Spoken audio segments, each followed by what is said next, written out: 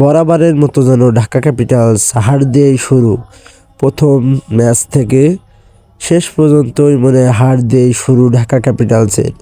শাকিব খানের টিম আয়োজন করেছে অনেক বড়, কিন্তু ম্যাচ একটাও জিততে পারল না এই ঢাকা ক্যাপিটালস।